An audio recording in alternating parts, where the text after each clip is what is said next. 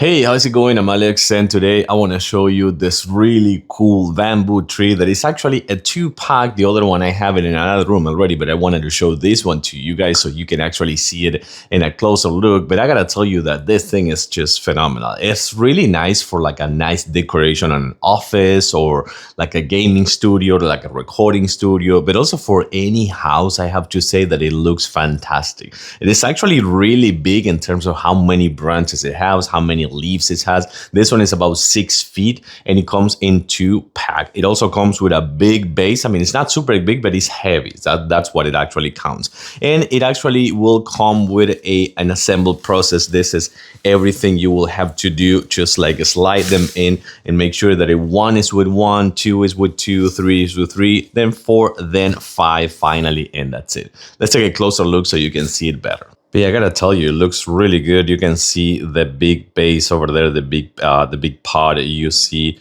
the bamboos over there. There are 5 total, and then you have tons and tons of branches and leaves. You're gonna get this ready in about like 5 minutes or 10 minutes, no more. And as I was saying before, I think it's a nice decoration for like a recording studio or like an office or a gaming studio, or why not even your living room and things like that.